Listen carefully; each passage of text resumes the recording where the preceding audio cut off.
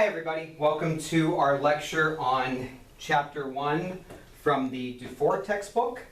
This is the other textbook that complements the Fullen book in the class. For the first real content week of class, we're going to look at both of these and kind of do comparison of them. So I chose these textbooks deliberately for the different perspectives on school reform. I didn't choose the Fullen one, it's been used here forever, but I chose the Marzano and DuFour one. I liked it because it focuses more on people and putting the right people in the right positions. Fullen is change, change, change. DuFour and Marzano are people and positions. I think they're each good approaches. One might be better than the other, but you need to determine which of those approaches suits who you are the best, and that's kind of the point of why I'm presenting what I'm presenting. So I came from the Northeast. I worked on the border between Pennsylvania and Ohio, so I have experience with Pennsylvania school employees, Ohio school employees, but we lived and died in Marzano up here. The Marzano framework was the one that was used for all observations, teacher evaluations. Every reform was a Marzano reform, so it's good to be using Marzano textbook. I found this region to be, the TLE model and the Danielson model, but I like the Tulsa model a lot because I prefer designing the model to the context of the students. I think that helps, but it's good to see this perspective and to be doing some of the Marzano stuff. I think that's good. For me, it's important to provide presentations with content that you can go back and look at it. One of the problems with this book is it's a novel. It reads like a novel. Fullen gives you headings that you can use. When I'm PowerPointing this, it's different than some of the other academically minded textbooks because sometimes it doesn't have headings, just kind of reads, but that's good, but I'm pulling information that I think is pertinent for you. So I'm going to do your highlighting for you as I go through the book. So if you read, go back, visit my PowerPoints, you will do fine. And as I say, always have the PowerPoints in front of you as you're watching the video. It helps and it makes life easier. So the authors say that we're in a time in schools where there's more academic rigor than ever before. Teachers have higher expectations on them, and so do school administrators. Teaching a leadership theory class, I always tell people that are going in to be principals, you're going into a job that essentially pays you a lot of money that nobody wants. But it's because there's so much pressure. My dissertation was on the pressures that building principals face, but I want you to remember the teachers are facing increasing pressures too, and unfortunately, they're not getting compensated as much for that, which in itself could be a big problem. So, reports consistently show that Black and Latino students are, on average, 2 to 3 years behind white students in academic achievement. High school graduation rates are 20% lower. Individuals of a lower socioeconomic status are at a tremendous disadvantage in doing more than surpassing their parents' degrees, which is pretty much all that they end up doing. People that are coming from poverty will probably do one level higher than their parents, and that's consistently proven in the research. About me, I have a mother who barely graduated high school, and I have a father who was a high school dropout and got a GED. The odds of me getting the education that I got, not expected at all. Same with my wife. My wife has a mother who has a high school diploma and a father who I think finished 8th grade, and she's finishing her graduate degree. Odds are against us, and I kind of agree with that because we're at a disadvantage. How was I going to get help to learn how to go to college? Who's going to do that for me? My parents didn't go, the guidance counselors weren't going to help me, so there was a disadvantage. Think about your own backgrounds and whether this is true. I mean, do you agree with these statements? These are what DuFour and Marzano are saying, and if you do, well, what do you think can be done to change it? So, are American schools now better or worse? Between 1960 to 2000, the percentage of Americans with a high school diploma has doubled. More people are taking AP exams and earning honor scores. The population of minorities and low-income students taking these classes are increasing in numbers. In between 1987 and 2006, the SAT score in verbal and math has actually increased in every subgroup.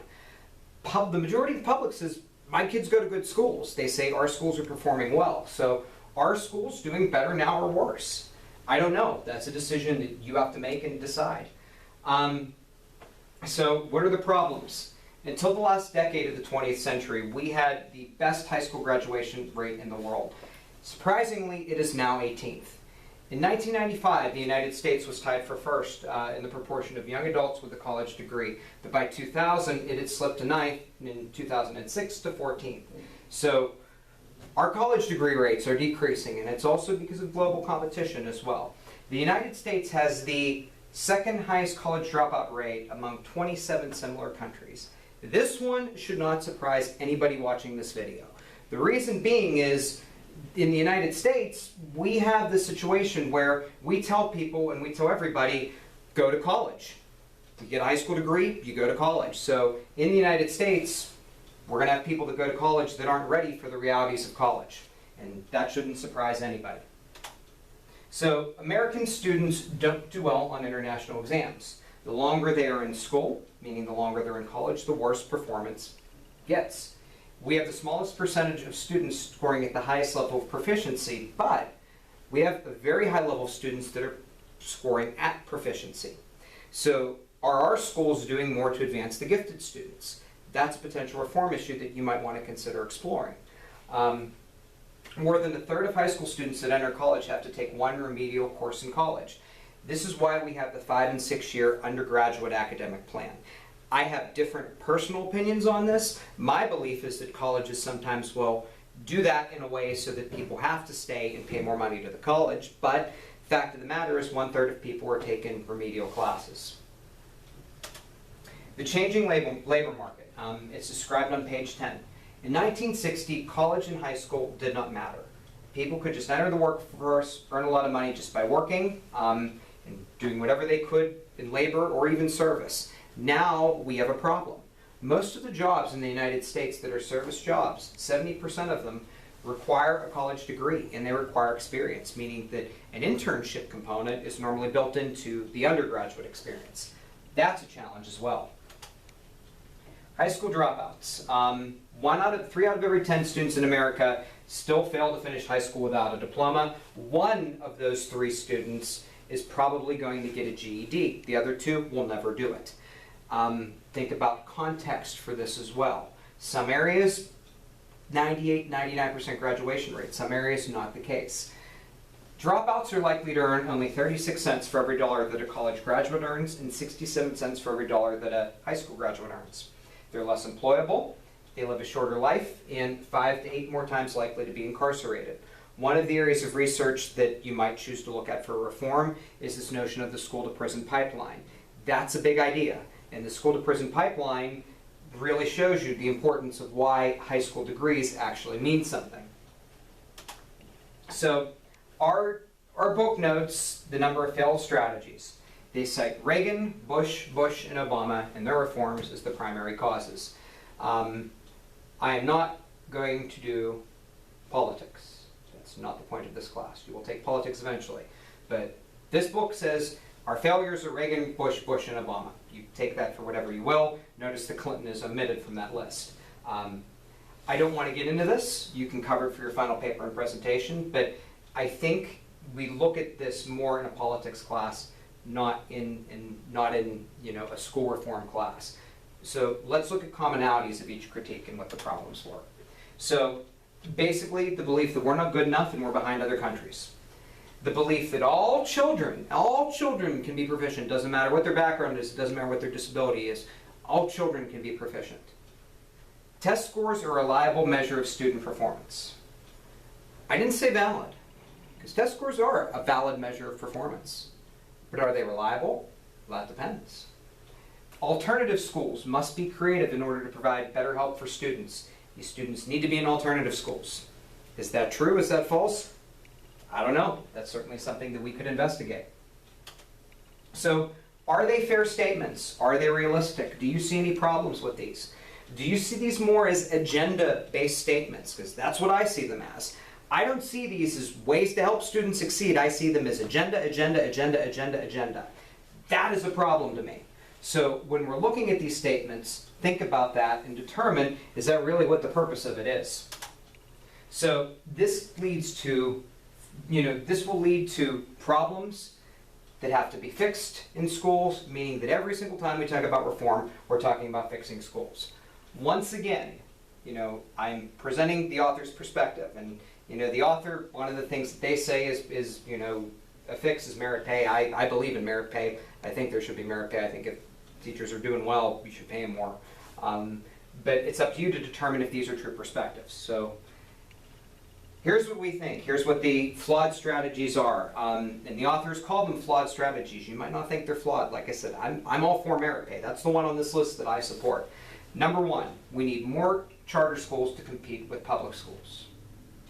Number two, we need to put more pressure on public schools by providing parents with vouchers so they can transfer their students to other schools. Give them school choice, if you will.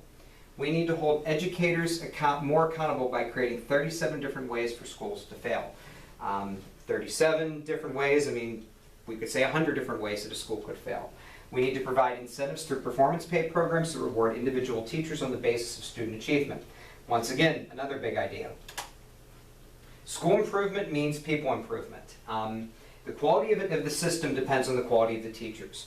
Most studies have found that instructional quality that students receive is the most important variable in student achievement, and our goal needs to be improving instructional practice more than anything else.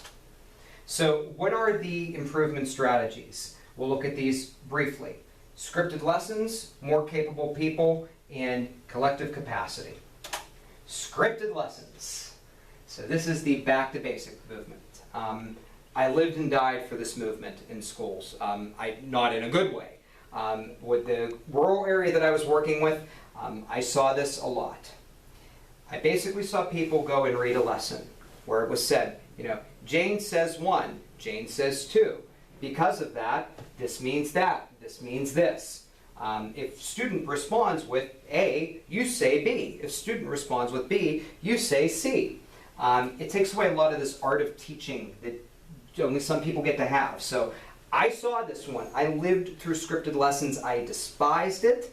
You decide what you want to do with that. So recruit more capable people to the profession. I agree. Pay them. Since I've got here, I've had many discussions on teacher pay, differences between Oklahoma and Texas. My interview for my job here, they had me teach a Foundations of Education class, and I taught basically how to obtain a teaching position. And most of the people said, as soon as I get my degree, I'm leaving and I'm going to Texas.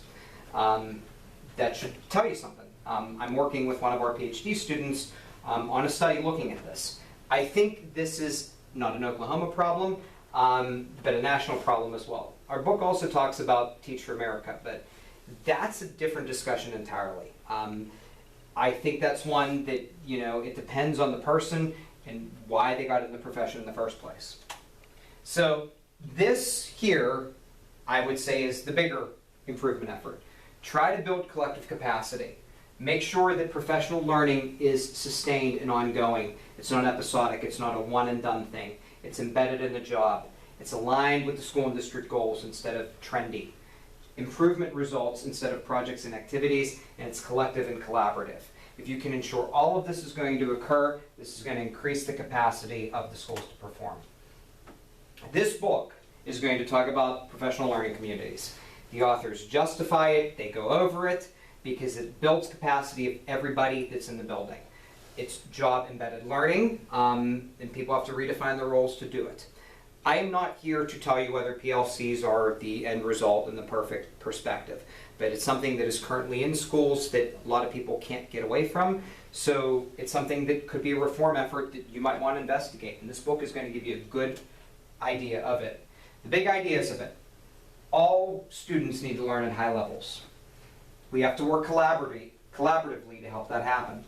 Educators must have results orientation to know if students are learning and respond to their needs as needed. So we need to know what we need to want our students to know. So the big thing is we need to have actual targets. We need to say, like, we're going to learn in the Fulton book. These are the targets. This is what the student should know. These are the learning objectives. These are the big ideas. We need to check to see if students actually are meeting them. And if students don't learn, we need to be able to respond. This is big to me, and this is something that gets lost, and it bothers me to no end that this gets lost. We need to extend learning for students who are proficient already. Just getting a kid to proficient is great, but what do you do? How do you get them to advance? How do you get them to distinguished? That's a problem. We're so focused on proficiency that those kids aren't getting the extra opportunities. So if I can beg of one thing on you, these are all nice and cool, focus on this one. This is a big idea, and if we can help those kids, we're doing something good too. So we have to work collaboratively. In the school day, there has to be time embedded for collaborations to occur. That is a big, big, big idea. It has to be embedded in the school day. Because you can't require teachers to stay after contracted hours, and if you do, that can be a problem. Some are going to, some aren't. If you build it into the school day, they're going to be forced to. Put them into teams that are appropriate and that reflect necessary abilities that they have. They need to know why they're collaborating, and the district leaders have to train them as necessary for those collaborations to occur. So when a teacher does something right, you need to share it. Student learning evidence needs to be present at all times, and teachers need to be aware of it. You have to openly be able to say, Judy B did this unbelievably good. This is something that might be able to work in your classroom. Classrooms have to be open doors, and that collaborative model has to occur. Every policy has to be evaluated as to whether or not it's working or not working in a system. So this is the book for the course. The focus of it is professional learning communities. I'm introducing it this week, but I'm switching back to Fullen throughout the class. So I'm doing this one chapter, and then you're not touching this for a while. We're going to look more at Fullen in that textbook first, and then we're going to get more into the DuFour and Marzano book.